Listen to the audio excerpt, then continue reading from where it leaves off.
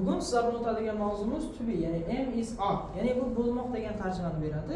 Bu o'zimizda nima tarjima egan? Ya'ni o'zimizda egalik qo'shimchalari bor. Man, san, dir, mis, sizlarda degan qo'shimchalar. Misol uchun men studentman, siz o'quvchi, siz. Ular misol uchun studentlardir yoki bizlar o'quvchimiz degan tarjimani beradi. Ya'ni oxirida qo'shiladigan egalik qo'shimchasini tarjimasini mana shu am is are beradi. Bularni ham xuddi shunday qilib kishilik olmoshlarga to'liq ishlab chiqamiz.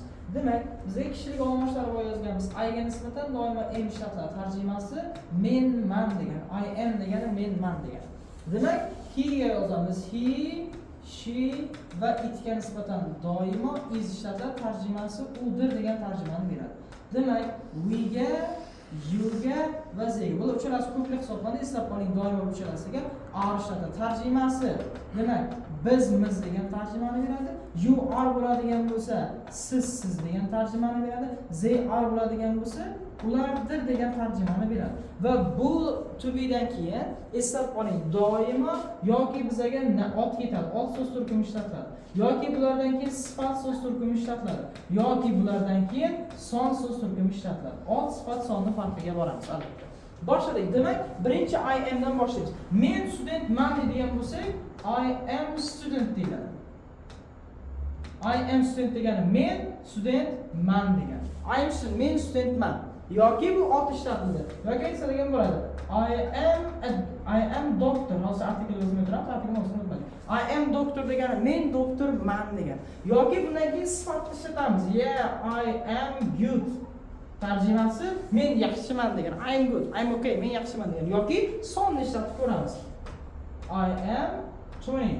I am 20 degan, I am 20. Men 20 daman, ya'ni 20 yoshdaman degan. Mana shu 3 ta so'z turkumi ishlatiladi. Bu esdan chiqmasin. Yuga nisbatan yozib ko'ramiz. You are doctor. Siz doktorsiz. Yoki aytayotganimiz mumkin.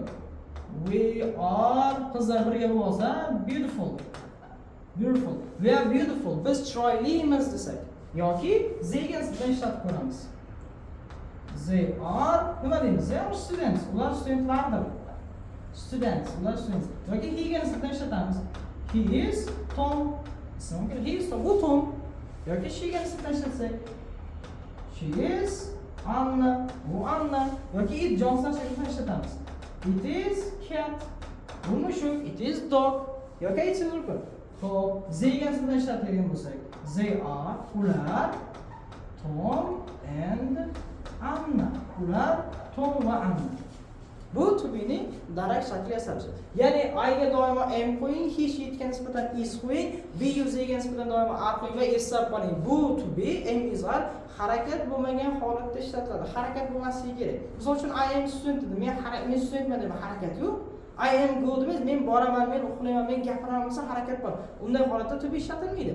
Hozircha to be dan keyin ot, sifat, son qo'ying. Ya'ni egalik olmoq, kishilik olmoshidan o'zidan keyin keladigan otni, sifatni, sonni bir-biriga bog'lash uchun. I am student, men studentman. It is pen, bu ruchka. It is whiteboard, bu doska. Yoki it is light, bu lampochka. It is phone, bu telefon. Xohlagan narsa. He is Shojaxon yoki she is Anna yoki it is dog yoki we are students. They are pupils, ular o'quvchilar yoki you are doctor, sizlar doktorlarsiz. Esdan chiqmasin. Mana shunday holatda to be ishlatiladi. Bu yerda sizlarga they are, ularga nisbatan studentga s qo'shdim.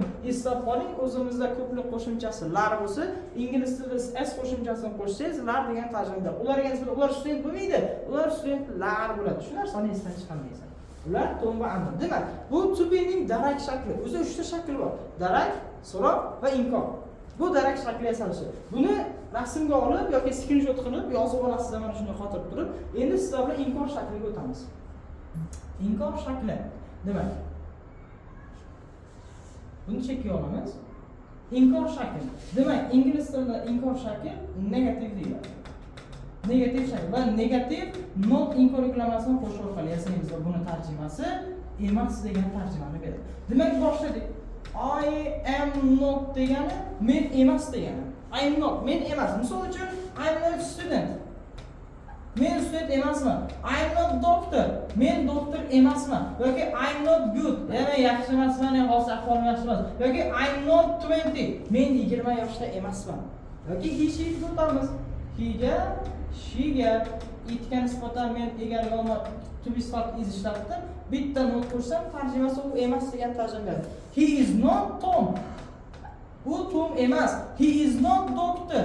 U doktor emas. Yoki he is not, misol uchun 18. U 18 da emas. Yoki she ga o'tamiz. She is not Anna. U Anna emas. Yoki she is not good. U yaxshi emas. Yoki she is not 15. U 15 da emas. 15 yoshda emas. It ga o'tamiz. It javob bilan ishlatiladi. Demak, it is not, mana it is not nima desam bo'ladi? It is not dog. U it emas. U mushukcha bo'lishi mumkin. Yoki it is not pen. U ruchka emas. It is not cat deylik. U mushuk emas. Ana shunday. Keyingi ko'plikka o'tamiz. We ga, you ga va ze ga nisbatan biz doimo are ko'plik shaklida ishlaymiz. Ya'ni are dan keyin bittagina not qo'shsak, we are not, biz emas, you are not, siz emas, they are not, ular emas degan tarjima beradi. That's good. We are not, nima desam bo'ladi? Studentlar emasmiz biz. Students. Biz we are not students. Biz student emasmiz. Yoki birgina qizda o'tirib, kuni qizda o'tirib bo'lsa, we are not beautiful desa. Endi tushunmaslik tamom etish qaysi? We are not beautiful. Biz chiroyli emasmiz desa, to'g'rimi? Yoki we are not 25. Biz 25 da emasmiz. Yoki you o'tamiz. You are not good. Sen yaxshi emassan. You are not good boy. Siz yaxshi bola emassiz. You are not good boy. Yoki you are not smart. Siz aqlli emassiz. Yoki you are not, misol uchun 10 deylik. Siz 10 yoshda emassiz yoki sen 10 yoshda emassan. They o'tamiz. They are not degani ular emas degani.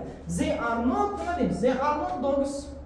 Ular itlar emas, kelayotgan itlarimiz va mushuklar, 4-5 ta mushuk o'tiribdi. Yoki they are not doctors deymiz. Ular doktorlar emas. Mana bu they eslab qoling, jonsiz narsalarga nisbatan ham jonli shaxsni ifodalashga ishlatadi. Agarda ko'plik bo'ladigan bo'lsa. They are not doctors. Ular doktorlar emas. Yoki they are not 35. Ular 35 yoshda emas. Bu to be ning inkor shakli, ya'ni negativ form. Bittagina am dan keyin not, is dan keyin not va are dan keyin not inkor yuklamasini qo'shadigan bo'lsangiz, emas degan tarjimani beradi. Buni ham xuddi shunday qilib chatib bilan yozib olasiz, rasmga olib qo'ysangiz bo'ladi. Buni ham ishda. Buni ham chekka olib qo'ysak bo'ladi. Mana ikkinchi yozuvga o'tamiz. Endi sizlar bilan so'roq shakliga o'tamiz. So'roq shakli ingliz tilida interrogative deyiladi. Interrogative. Ya'ni bizlarga m degan tarjima beradi. Siz studentmi? Men o'quvchimanmi? U bolami yoki u mushukmi? Ular 20 yoshdami degan tarjimani beradi. Bunda bo'lsa to be bilan kishilik olmoshilik joyi o'zgaradi. Am I degani menman, m degani. Am I degani. Yoki is ni igidan oldinga chiqaraman. He, she, it. Bu u m degani. Yoki are ni ham xuddi shunday igidan kishilik olmoshidan oldinga chiqaraman. We, you va they. Ular bizmi, sizmi, ularmi degan tarjimani beradi. Demak, boshladik. Bitta ichib olgan odam bo'lsa, nima deyish mumkin? Am I person? Men odammanmi o'zi deydi-ku. Am I person? Men odammanmi? Yoki aytadi. Am I good? Men yaxshimanmi? Ana shunday. Yoki aytadi, where am I deydi. Men qayerdaman? Where am I? So'roq shakli. Yoki he o'tamiz. Is he student? U studentmi? Yoki is she doctor? U doktormi? Yoki is it dog? U itmi? Ya'ni bitta o'zgartirib qo'ysangiz nima degan tarjima beradi. Yoki ko'plikka o'tamiz. Are we students? Bizlar studentlarmizmi?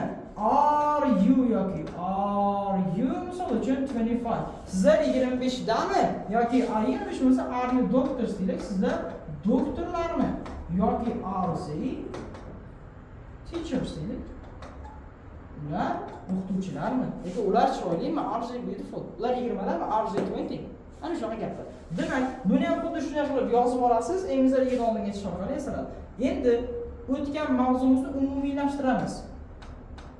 I am student degani, men studentman degani. Demak, I am not student degani, men student emasman degani. Emas degan tarjima beradi. Demak, am I student bo'ladigan bo'lsa, men studentmanmi degan tarjima beradi. Yoki buni yozib qo'yamiz. He is doctor. U doktor. U doktor emas bo'lsa, he is not doctor bo'ladi. U doktormi bo'lsa, is he doctor. U doktormi? Mana shu shaklda to be ishlatiladi. Bu narsani esdan chiqarmaysiz. O'zlaringizga cho'g'ala qilib yozib olingizlar tartib bilan. Keyin erinmasdan darak shakliga 15 ta, inkorga 15 ta, so'roq shakliga 15 dan gap tuzib chiqingizlar va esdan chiqmaydigan grammatik qoida bo'ladi.